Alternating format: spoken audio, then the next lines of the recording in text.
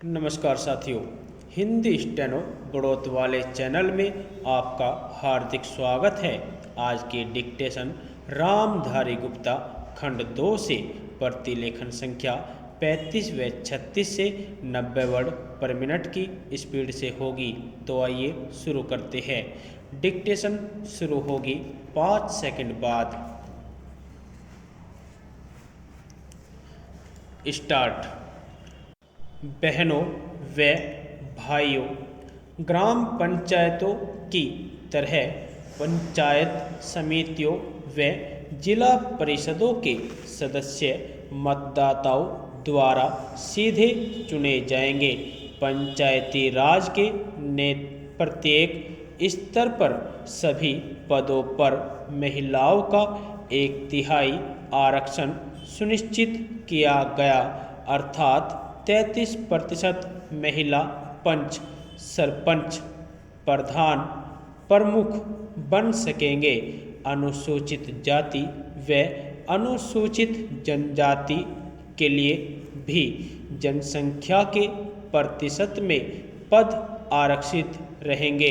पिछड़ी जाति के हेतु भी राज्य सरकार ने आरक्षण किया है।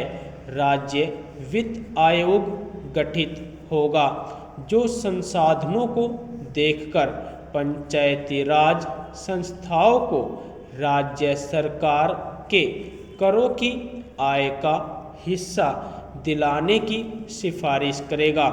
राजस्थान पंचायती राज अधिनियम 1953 एवं पंचायत समिति व जिला परिषद अधिनियम 1959 को समाहित कर तथा 73वें संविधान संशोधन के प्रावधानों को ध्यान में रखते हुए राजस्थान विधानसभा में नया पंचायती राज अधिनियम 9 अप्रैल 1994 को पारित किया गया, जो राज्यपाल महोदय के अनुमोदन के पश्चात 23 अप्रैल 1994 को राज्य में लागू हो गया। हमारे देश विशेषकर राजस्थान में पंचायती राज की आवश्यकता क्यों महसूस की गई, यह प्रश्न आज हमारे मन में कौंधता है। आज पंचायती राज इसलिए आवश्यक है कि इससे प्रशासन में जन सामान्य की सहभागिता बढ़ेगी। इससे लोकतंत्र की जड़ें मजबूत होंगी। गांव की आवश्यकता के अनुसार विकास योजनाएं बनेंगी। योजनाओं का क्रियान्वयन सब लोगों के सामने होगा। लोकतांत्रिक पद्धतियों में प्रशिक्षण पाने और तांत्रिक मूल्यों को ग्रहण करने का अवसर मिलेगा।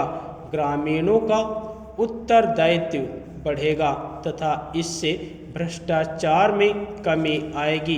अनुसूचित जाति, अनुसूचित जनजाति व अन्य पिछड़े वर्गों की प्रभावकारी सहभागिता से राजनीतिक, सामाजिक व आर्थिक खाई पटेगी। विकास संबंधी निर्णयों में महिलाओं की भागीदारी बढ़ेगी तथा सामाजिक कुरीतियाँ मिटेगी।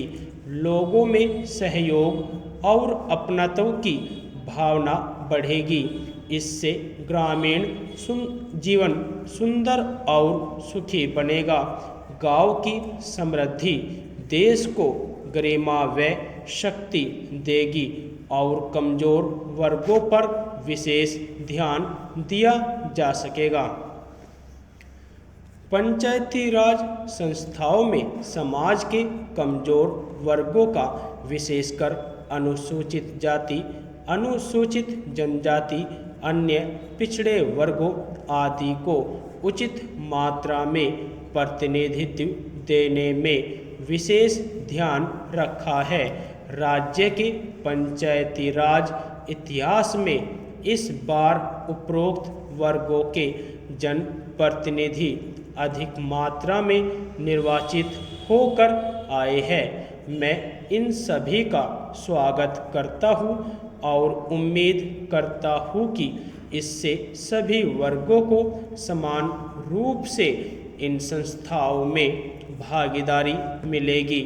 विशेषकर महिलाओं को जो लोग चुनकर आए हैं, मैं उनसे उम्मीद करता हूँ कि वे अपने गांव, अपने मोहल्ले, अपने क्षेत्र के विकास के लिए तन मन धन तथा पूरे मनोयोग से काम करें और अपने क्षेत्र की खुशहाली तथा उन्नति के लिए प्रयत्नशील रहे।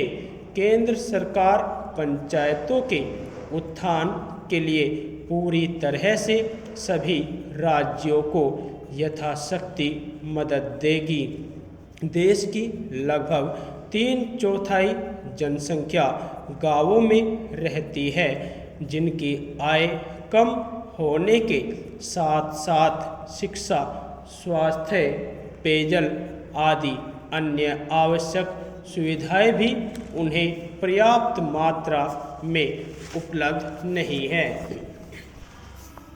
बहनों व भाइयों, ग्रामीण क्षेत्रों और ग्रामीणों, विशेषकर अनुसूचित जातियों, जनजातियों, कमजोर वर्गों और गरीबी की रेखा से नीचे रहने वाले लोगों का विकास एवं गरीबी उन्मूलन भारत की विकास योजनाओं का प्रमुख उद्देश्य रहा है।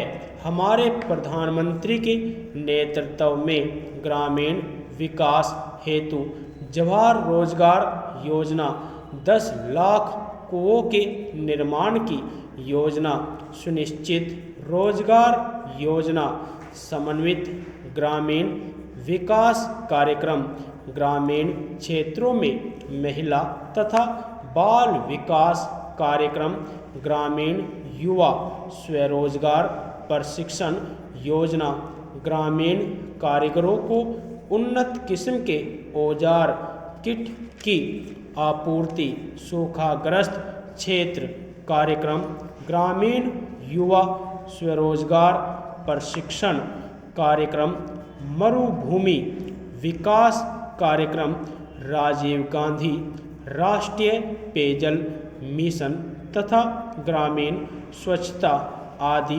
कार्यक्रमों का कार्यान्वयन तेजी से किया जा रहा है। इन कार्यक्रमों के माध्यम से गरीबों को रोजगार के अधिक अवसर प्राप्त होंगे। हमारे ग्राम प्रधानों के लिए केंद्र सरकार ने हर गांव में टेलीफोन उपलब्ध कराने की व्यवस्था की है, ताकि उन्हें राज्य के मुख्यालय तथा केंद्र सरकार के मुख्यालयों से संपर्क करने में कोई कठिनाई न हो। यदि कहीं यह सुविधा उपलब्ध नहीं है तो मैं कोशिश करूंगा कि वहां यह सुविधा उपलब्ध हो जाए। केंद्र सरकार ने संसद सदस्यों के माध्यम से सभी क्षेत्रों के विकास के लिए 1 करोड़ रुपया मुहैया कराने का जो कार्यक्रम बनाया है, उसके अच्छे परिणाम सामने आ रहे हैं और यह काम सभी पंचायतों के जरिए से ही होना है। हम तो चाहते हैं कि शासन का केंद्रीकरण न होकर विकेंद्रीकरण हो। सरकार की सत्ता सभी लोगों, विशेषकर हमारी पंचायतों के हाथ में हो। हमारे प्रधानमंत्री जी गांवों के उत्थान के लिए विशेष रूप से ध्यान दे रहे हैं। उन्होंने अपने इस बजट में ग्राम विकास के लिए काफ़ी अधिक धनराशि रखी है। आप जानते ही हैं कि प्रधानमंत्री जी ने अभी हाल में कई योजनाओं की घोषणाएं की है, जो आरंभ भी हो चुकी है, जिसमें से एक है वृद्धावस्था पेंशन। इसके तहत बुजुर्गों को 200 रुपये प्रति माह दिए जा रहे हैं। दूसरी योजना है जिस परिवार के एकमात्र कमाने वाले किसी व्यक्ति की मृत्यु हो जाती है तो उसे एक बीमा योजना के तहत 5,000 रुपये तथा 10,000 रुपये जैसा भी मामला हो दिए जाते हैं। प्राकृतिक रूप से मृत्यु होने पर 5,000 रुपये तथा दुर्घटना से हुई मृत्यु के मामले में 10,000 रुपये सरकार देती है। एक योजना हमने स्कूली बच्चों के लिए शुरू की है। हमने देखा है कि हमारे बच्चों का विकास पूर्णतया नहीं हो पाता है और बच्चों से ही हमारे देश का भविष्य है। जिस देश के बच्चे कमज़ोर और कुपोषित होंगे उस देश की तरक्की स्वभावतः नहीं हो पाती है। अतः हमने स्कूलों में बच्चों को दोपहर का भोजन देने की व्यवस्था की है।